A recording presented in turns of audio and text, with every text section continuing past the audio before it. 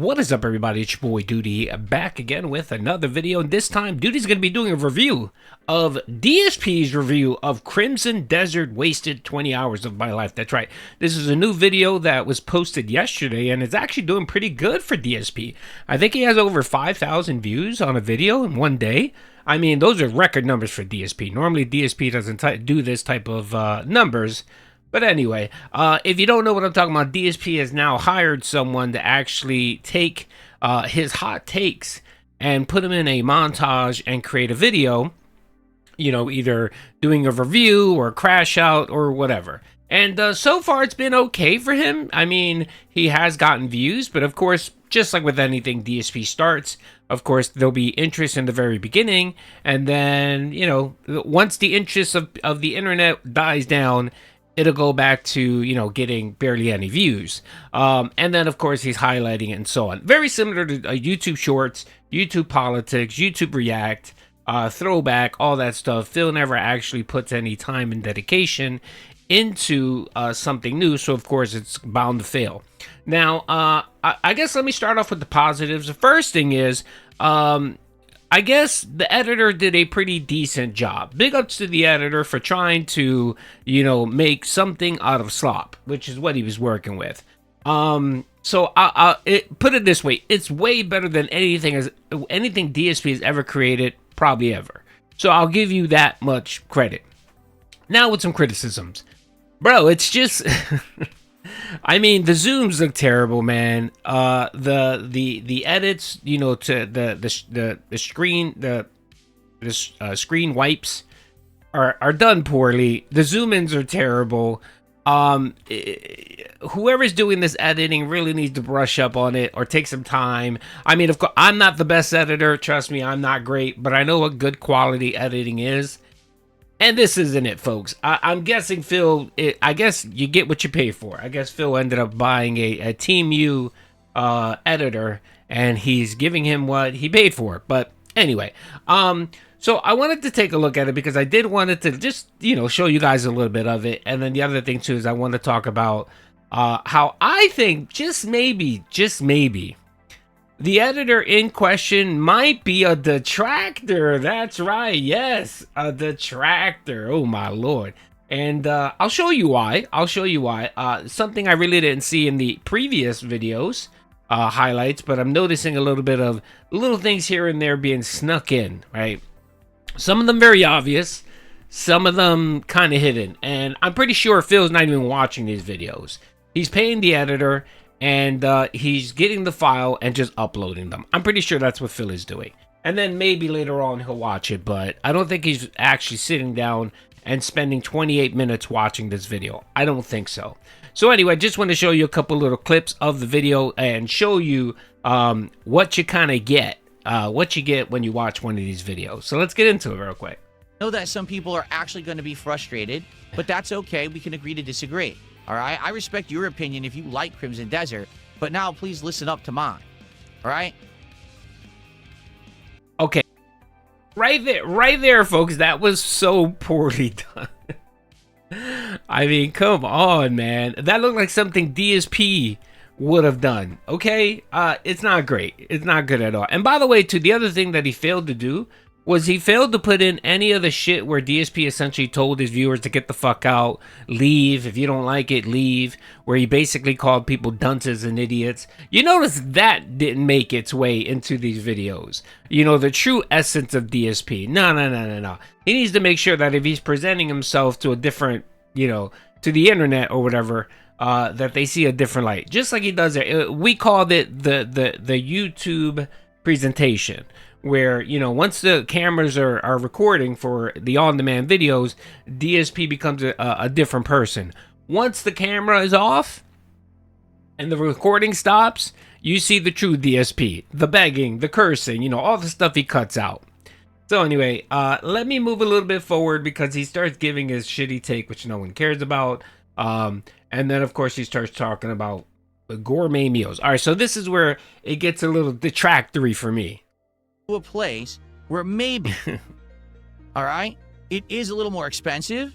Maybe it's a shorter experience, but it's high-end food. So, for example, I'd rather go pay for seared halibut and a filet mignon steak and, you know, courses of good food than, say, go to an all-you-can-eat buffet. Says the man who orders how many DoorDash meals? How many DoorDash meals do you order in a week, Phil? How many of your meals for Feasting with the Pig are from McDonald's, Wendy's, Chipotle, Taco Bell, Chick-fil-A? What are you talking about? You're the king of eating slop, okay? You're the king of eating slop. Just because, you know, you don't mind paying gourmet prices for DoorDash doesn't mean that you like gourmet food, okay? Because trust me, I'm sure that you and your big-ass wife go more than probably any of us to Old Country Buffet, okay? You probably go there for breakfast, for the all-you-can-eat breakfast buffet, and you and Kat stuff your face, all right? So don't act like you're better than Old Country Buffet. And then, of course, here, I'm guessing this is Wings of Redemption. Bro, brush up on your AI, man. The AI looks terrible, man. This looks nothing like Wings of Redemption. I wasn't sure whether this was Wings of Redemption or Review Tech USA. It looks like an amalgamation of both of them. And then, Phil, you don't look like this, okay? You look about 20 years older, and your hairline is not this low. Your hairline's a lot fucking higher, okay? That widow's peak, brother, is starting to look like a mohawk, all right? So, whoever's editing this, whoever you are, you need to work on the AI, because this is not a proper representation of either Wings or Phil. Does that make sense? For me, as I get older, my time is more valuable. I don't have time to just invest endlessly in game worlds, to sit here for 80 to 100 hours. I don't have a time when I'm playing a game and I hit a boss and I can't beat it to be told, well, you got to leave for 10 hours and grind, get better gear, level up your health, level up your stamina, then come back and fight the boss. I don't have time for that shit. I want a game to be good now. I want to have meaningful experiences now, and I want my time to feel like it's well invested. So if I'm going out to eat, I want to have the high-end gourmet experience when I'm going out and paying top dollar.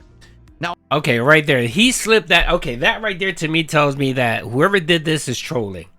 Because he's talking about he wants to have high-end food, and yet he's munching on probably Little Caesar's pizza or the snack pizza that him and his wife eat. You know, the frozen snack pizzas, although he calls them gourmet. Again, I think Phil mistakes good with pricey. So if he goes to the supermarket and buys himself an expensive frozen pizza, then he considers that to be gourmet. When it's just frozen pizza, that's all it is. It might taste a little bit better than Elio's pizza, but it's still frozen pizza, and it's not that great. So again, Phil, you're mistaking good with pricey. There's a difference. Just because it costs more doesn't make it gourmet. So anyway, that was the first little tidbit that I wanted to show where, you know, he contradicts exactly what Phil is saying. You know, by showing him eating Little Caesar's pizza. All right, let's keep going. Now, I could easily go over here to Old Country Buffet, and I could spend $25 and sit there eating slop all day, and it's all you can eat slop, right? And you're going to have people, when you're at Old Country Buffet, who are going to come up to you and argue with you that all that food is good. They're going to say, dude, are you kidding me? That mac and cheese is so good. Did you have the chicken fried steak? Did you have the you know? Yeah, some people like that kind of food. Some people like that kind of food. They don't like spending fucking $50 on shrimp, you idiot. They like American casual dining. What's wrong with that, Phil? Why do you mean to make yourself much better than these people when you're literally not? Okay, let's keep going. You get insane value for your dollar when you go to Old Country Buffet and you get all you can eat. The problem is, it's all slop. It's low grade. It's not. Again, the other thing I want to highlight too is literally about a year and a half ago, this man was destitute. This man was begging for $50 minimum for tips per stream, and talking about that if he didn't get support, he wouldn't be able to buy video games. This is where we're at, and I want to highlight that point because again, you know, he has gourmet taste, but a McDonald's bank account. Because again, any money that he does get, he just wasted on nonsense. The man has literally no savings. Every dollar that he gets, he needs to spend it and waste it on something. You know what I mean? I mean, how many armrests and how many boom arms did he have to buy? You know, he's just such a wasteful person. And it disgusts me because this man actually, you know, highlights the fact that he's crowdfunded. He's not a shill. He doesn't get paid by corporations. He doesn't rely on corporations to make a living for. He relies on his viewers. You would think someone like this would be more respectful to his viewers and wouldn't just waste money the way he does.